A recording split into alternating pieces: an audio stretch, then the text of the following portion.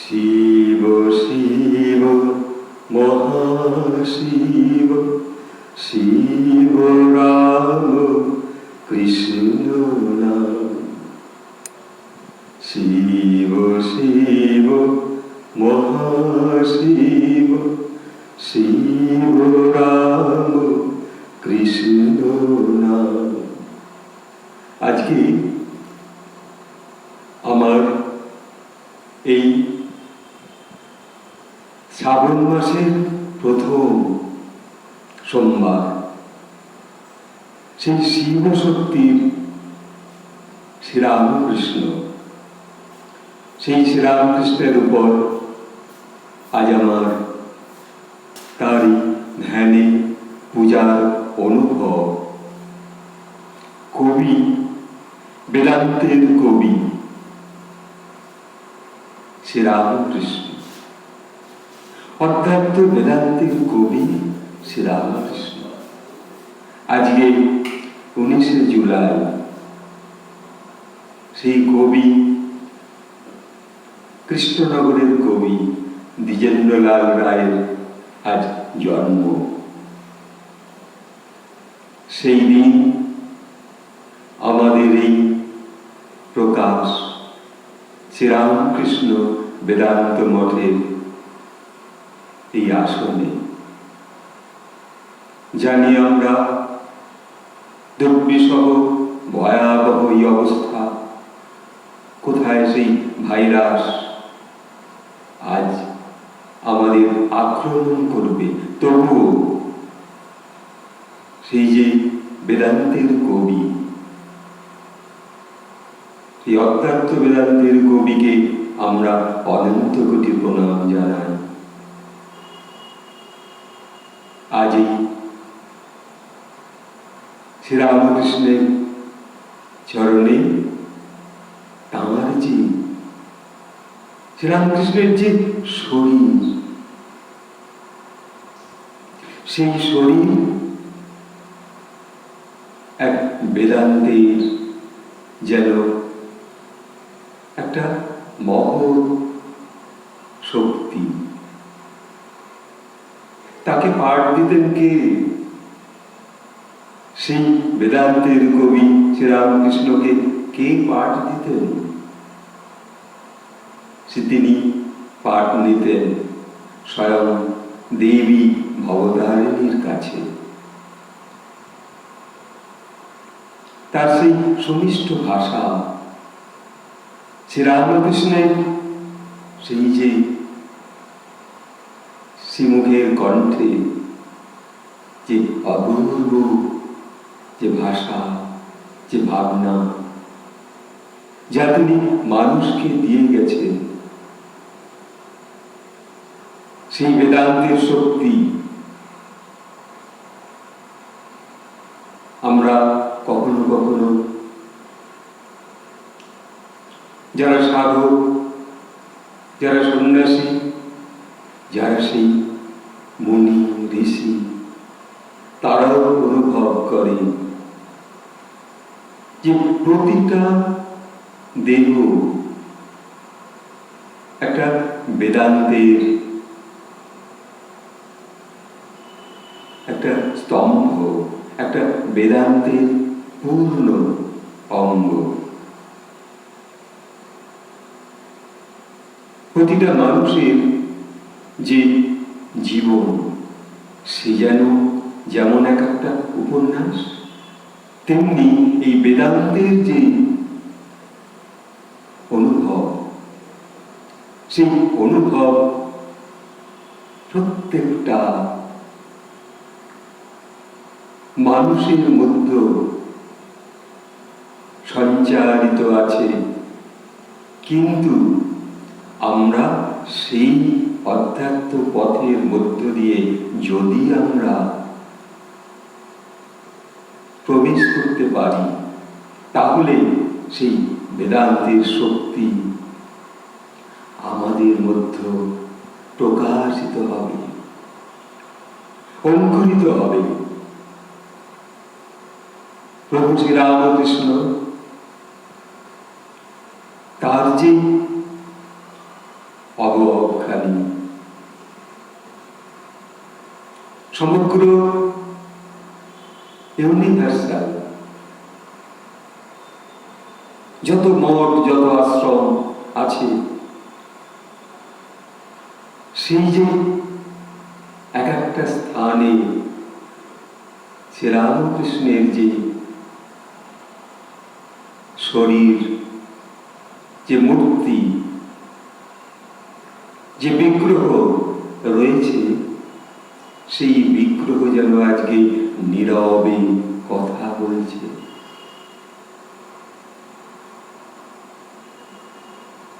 সেই নীরব শক্তি তিনি দান করছেন। আমরা তো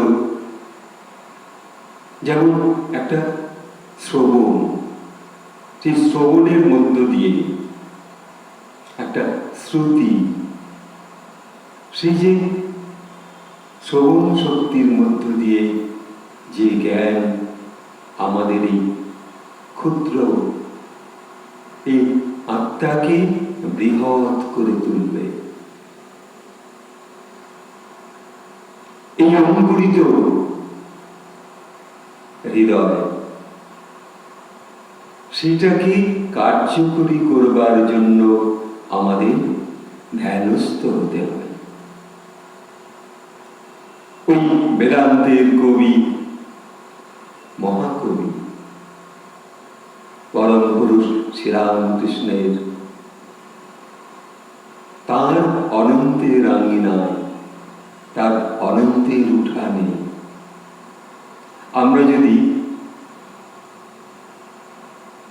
একটু ধ্যানস্থ হয়ে বা একটু নীরব হয়ে বসতে পারি, তবেই সেই হৃদয়ের মধ্যে যে শক্তি, তা ধীরে ধীরে ধীরে ধীরে জাগরিত হবে।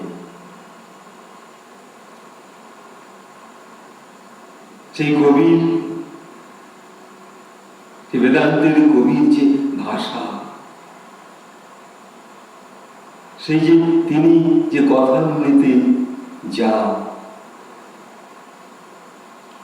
আমাদের দান করে গেছেন, মাস্টারমশাই শ্রীম দর্শন করে, শ্রবণ করে সেই কাব্য, কাব্যিক ভাষায় ঠাকুরের শ্রীমুখের বাণী থেকে সব লিপিবদ্ধ করেছেন। আজ আমাদের কাছে যেন সেই এক মহাকাব্যের এক দলিল মাত্র, যা প্রতিটা কবি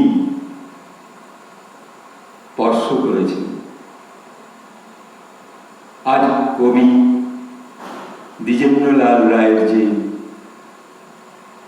জন্ম, তিনি যেমন লিখেছিলেন সমগ্র ভারতবর্ষকে ধন ধান্যে পুষ্পে ভরা আমাদের এই বসুন্ধরা, সেই যে ভাষা, শ্রীরামকৃষ্ণ সেই মহামায়া, সেই জগৎময়ী ভবতারিণীর তাঁর সম্মুখে বসে তাঁর সঙ্গে যে আদান প্রদান হতো, মা এসে দেখা দিলেন, ঠাকুর স্তব্ধ নীরব। কি অপূর্ব সেই স্বয়ং দেবী ভবতারিণীর কণ্ঠ, ভাষা তিনি শ্রবণ করছেন, মাকে আপ্রাণ ডাকছেন, জয় মা, জয় মা, জয় মা জগত্তারিণী, জয় মা ভবতারিণী। সেই ত্রিভুবনের শক্তি, সেই তো ভারতবর্ষের সকল শক্তির উৎস। এই কাব্য অনুভবে ঠাকুর যে আমাদের প্রতি মুহূর্তে সেই সময় থেকে পরিবেশন করে চলেছেন, তা প্রতিটা কবির হৃদয় স্পর্শ করে গেছে। তাই না সেই আমাদের কৃষ্ণনগরের কবি দ্বিজেন্দ্রলাল রায় কি অপূর্ব লিখছেন, বঙ্গ আমার, জননী আমার, ধাত্রী আমার, আমার দেশ, কেন গো মাতুর ধুলার আসন, কেন গো মাতুর শুষ্ক নয়ন, কেন গো মাতুর রুক্ষ কেশ। কি অপূর্ব ভাষায় সেই মাকে পূজা করছেন সেই মহা বেদান্তের কবি শ্রীরামকৃষ্ণ। মাকে আজ সাজাতে হবে, মাকে আজ নতুন বসন পড়াতে হবে, মাকে আজকে জবার মালা দিয়ে সাজাতে হবে।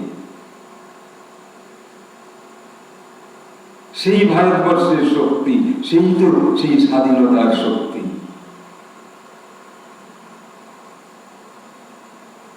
আজ এই বেদান্তের কবি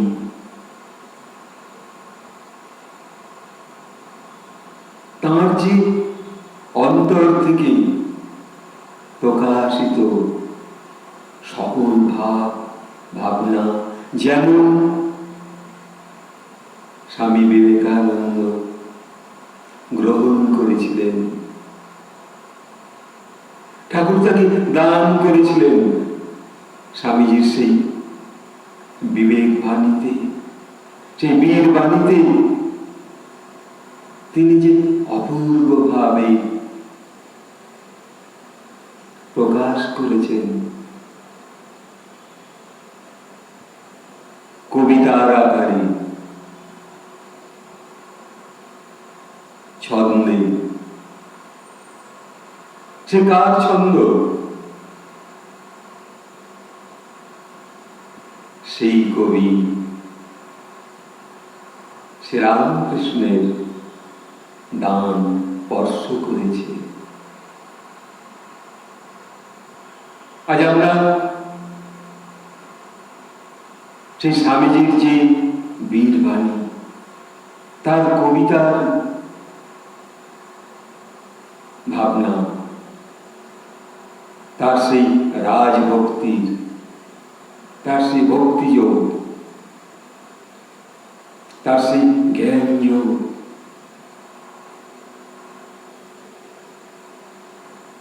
সেই যে সুন্দর সুললিত ভাষায় তিনি যা রচনা করে গেছেন, যেন ঠাকুর তার হাত ধরে লিখে দিতেন।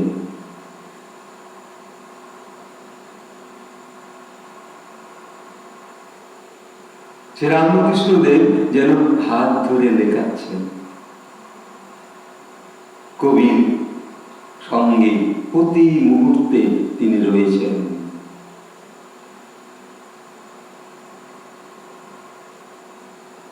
আজকে যতগুলো ভারতবর্ষে যেখানে যেখানে এই শ্রীরামকৃষ্ণের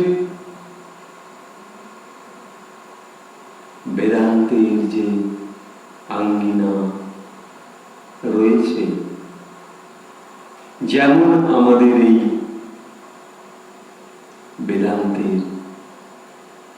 শ্রীরামকৃষ্ণ বেদান্ত মঠ। ঠাকুরের কাছ থেকে সমগ্র ভাবনা গ্রহণ করলেন প্রতি মুহূর্তে সেই অভেদানন্দ, অভেদ আনন্দ দান করছেন এই বেদান্ত ভাবনার মধ্য দিয়ে।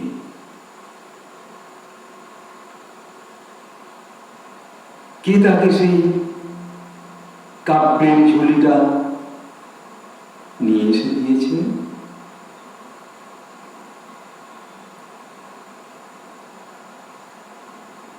বেদান্তের কবি অভেদানন্দ তার প্রতিটা ছন্দে ছত্রে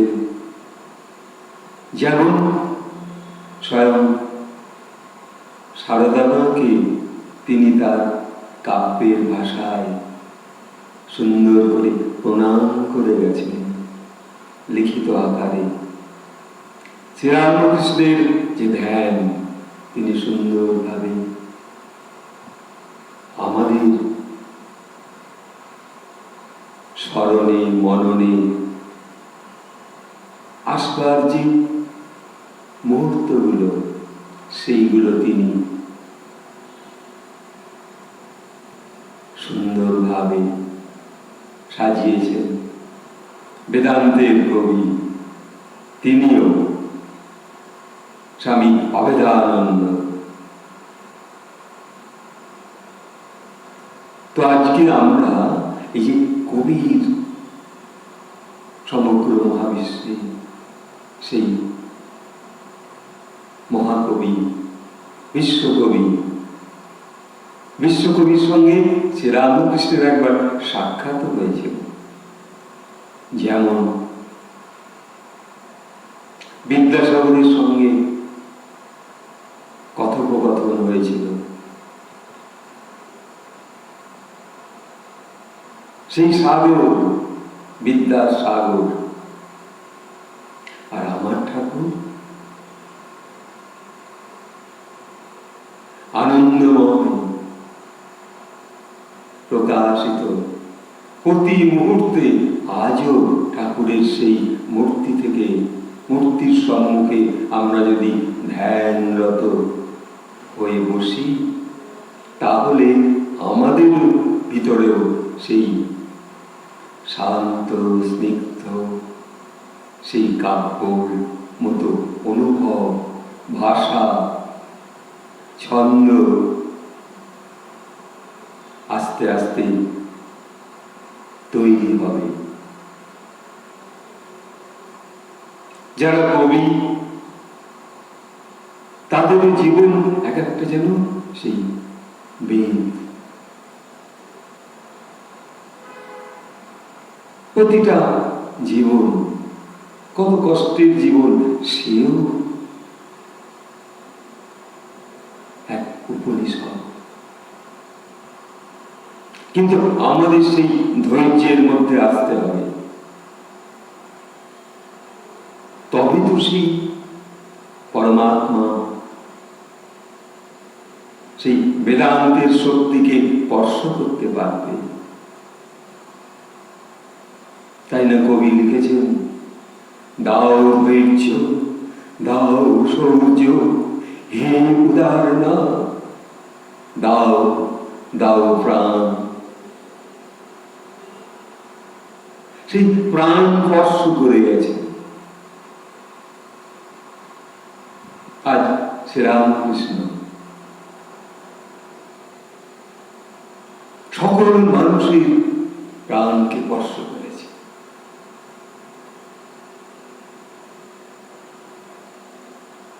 যেমন সেই বৈকুণ্ঠের লক্ষ্মী, তাই না বলেছেন সেই কবির জায়া।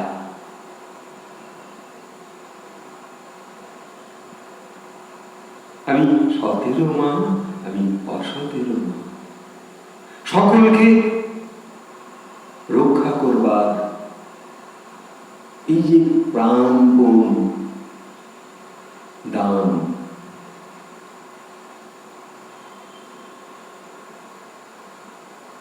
সেই বেদান্ত শক্তিতেই শ্রীরামকৃষ্ণের যে ভাবনা,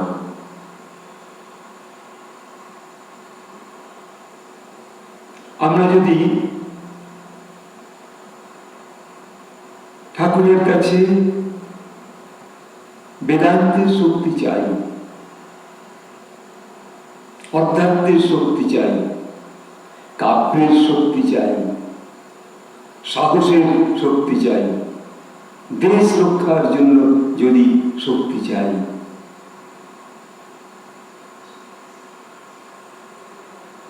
কোনোটাই তিনি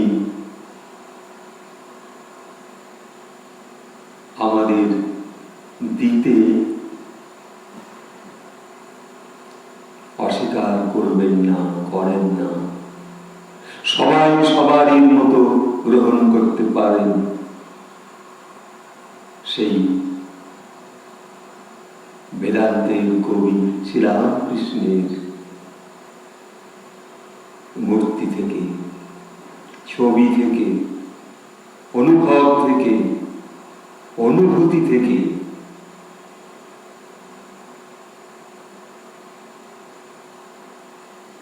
আজ আমাদের অজস্র সময়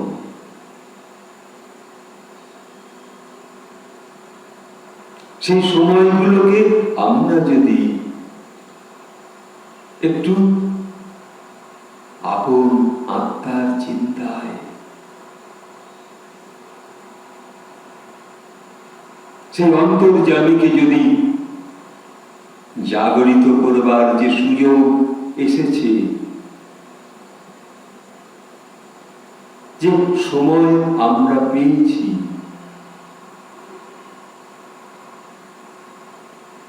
কঠিন যে পরিশ্রম করতে হতো,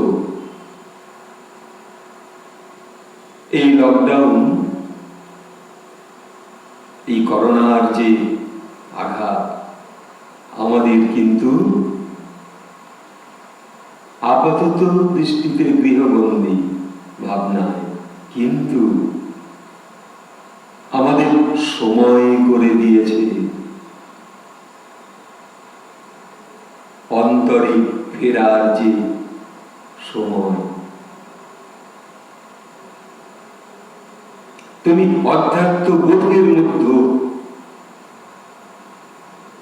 এই যে ফিরতে পারা, ফিরে আসা,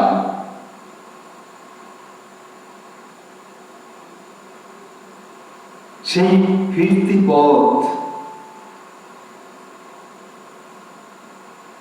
অনন্তের পথে ফেরা, বেদান্তের পথে ফেরা, আপন বোধের মধ্যে ফেরা, সেই ফেরা, ফিরে আসা, সেই শক্তিকে কে দান করছেন? কে সেই দান করছেন? সমগ্র শক্তির উৎস। আজকে একজন কবিকে যদি শ্রীরামকৃষ্ণ ধ্যানে, যদি ধ্যান অনুভবে বসতে বসতে যখন ধ্যানটা জমে আসবে, তখন সেই বেদান্তের শক্তি, সেই শক্তির কবি হাত ছানি দেবে, তুমি প্রকাশিত হও।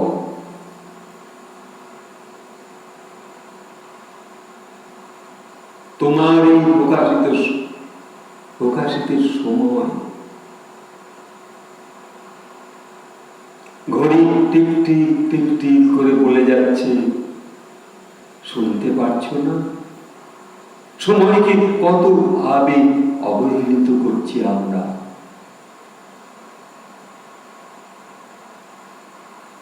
কখনো এই দুর্বিষহ অবস্থার মধ্যে ঘরে বসে, কখনো নানান ভুয়ো কাজে লিপ্ত হয়ে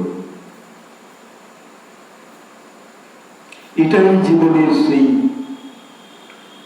লক্ষ্য নয়। আজকে এই শরীর কেন? এই শরীর হচ্ছে এক কর্মের একটা যন্ত্র মাত্র।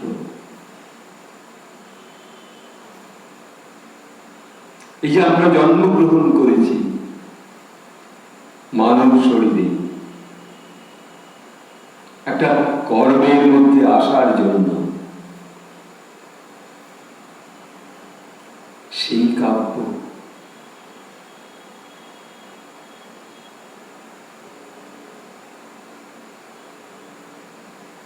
সেই কাব্যের মধ্যে শ্রীরামকৃষ্ণ আমাদের নিয়ে আসছেন এক একজন মহারাজ সন্ন্যাসী, কি অপূর্ব ভাষায় তাদের লেখা, বক্তৃতা সমৃদ্ধ।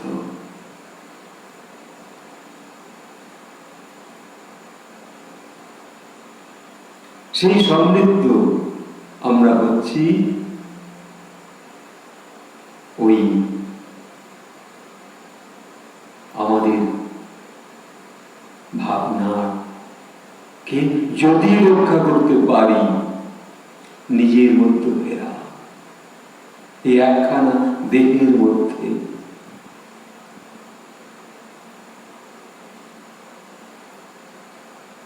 সে কবিও বলেছেন,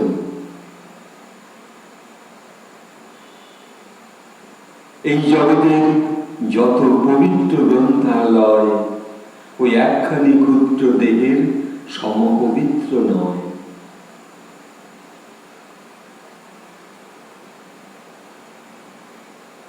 তাহলে ওই একখানি দেহ, ক্ষুদ্র দেহ, মানব দেহ কত পবিত্র।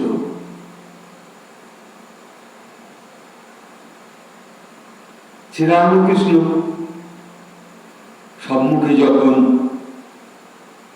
কোন কবি এসে বসেছেন, শ্রবণ করেছেন তার কাহিনী, তার সেই অমৃতময় বাণী, সেই তো কাব্য।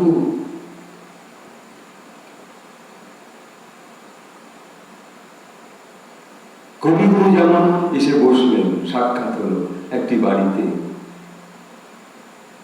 কবিগুরুর সঙ্গে শ্রীরামকৃষ্ণের সাক্ষাৎ।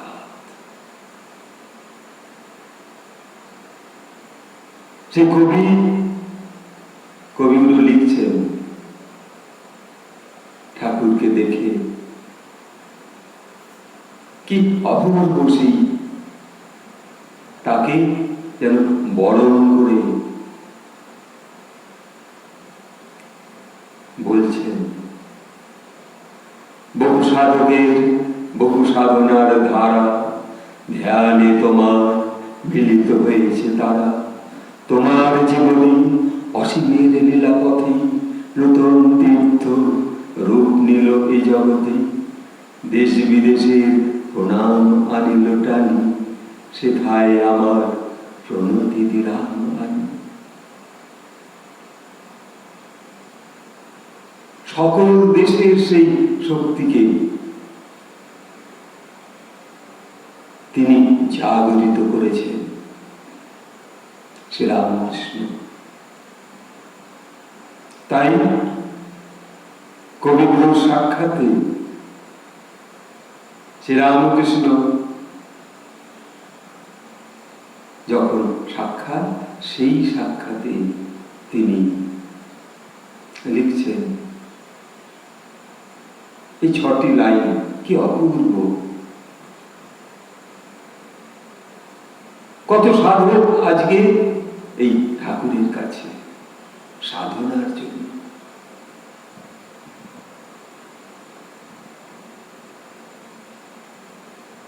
তার কোনো একটা বাণী, ভাষা আজ মানুষের কাছে যেন একটা অমৃতত্ব দান করে।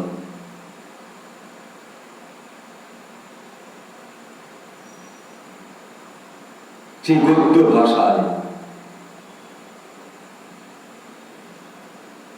একটা সুললিত একটা বাক্য সুন্দরভাবে সাজানো, ছোট্ট কথা, ছোট্ট কথার মধ্যে যেন সব বলে দিলেন।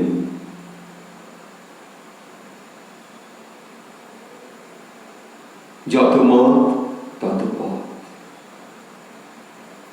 কারণ কোন পথকে তিনি অবজ্ঞা করেননি। তিনি সেই সকলকে এই যে মান্য দেওয়া, শ্রদ্ধাবান, সশ্রদ্ধার সঙ্গে সকলের অভিযোগ শোনা, সেটাকে মানিয়ে নেওয়া। রানী রাসমণির সেই আসনে যখন রয়েছেন শ্রীরামকৃষ্ণ, তখন তিনি যে কারো কারো অন্যান্য ব্রাহ্মণদের সঙ্গেও যে তারা যে সেই সময় মধুরবাবুর সম্মুখে ঠাকুরের বিষয় অনেক অভিযোগ করছে, ঠাকুর কেমন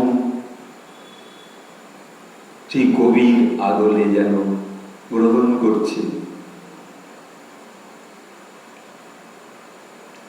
শ্রী বদন ঠাকুর যখন শ্রীরামকৃষ্ণর প্রতি নানান বিরূপ কথাবার্তা বলছে, তখন এমন একদিন ঘটল যে মথুরবাবু তাকে তখন কর্ম থেকে ছাড়িয়ে দেবার কথাও ভাবলেন। শ্রীরামকৃষ্ণ তখন বললেন, না, সংসার আছে, ও কথা ভেব না। মথুরবাবুকে বোঝানো, কত সহ্য করেছেন সেই বেদান্তের কবি। সকলের বোধের মধ্য তিনি প্রবেশ করে তাকে সারিয়ে তুলতেন এবং ভাবতেন প্রতিটা দেহ একটা বেদান্তের অঙ্গ মাত্র, অংশ মাত্র। আর ঠিক সেই রকম এক সন্তান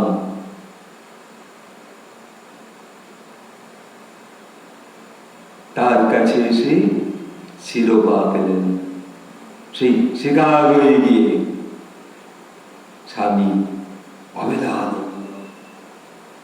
অভেদানন্দ দিয়ে গেছেন এই বেদান্তের শক্তিতে। এই কার দান? সেই মহাকবি। তার যে অন্তরে যে বাসনা ছিল মহাবিশ্বকে জানানোর জন্য,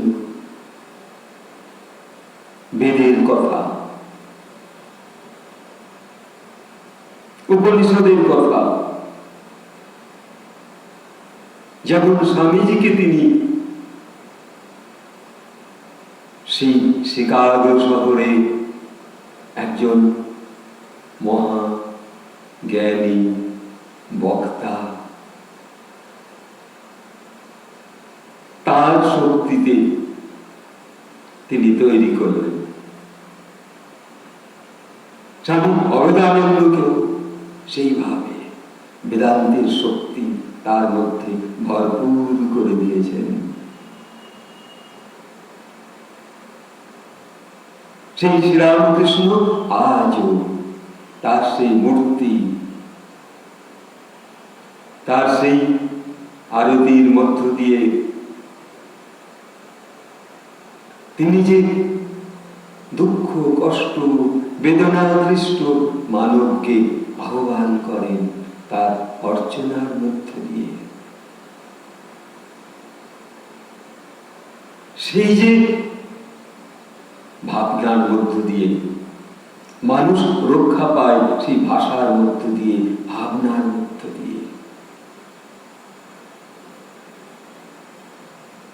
কত কবি কত ভাবে বলে গেছেন ঠাকুরকে, স্বয়ং শ্রীরামকৃষ্ণকে স্মরণ করে।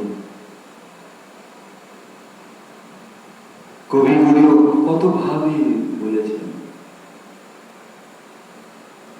তব দয়া দিয়ে হবে যেমন জীবন ধুতে।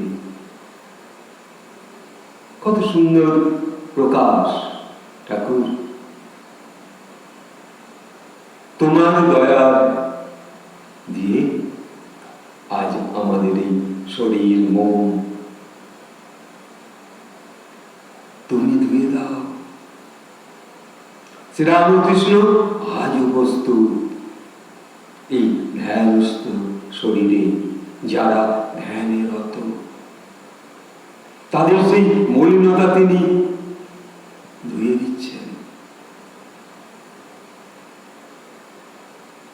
রবীন্দ্রনাথ কত ভাবে বলেছেন, আমার মাথা নত করে দাও হে তোমার চরণ ধুলার তলে, সকল অহংকারে আমায় ডুবাও চোখের জলে।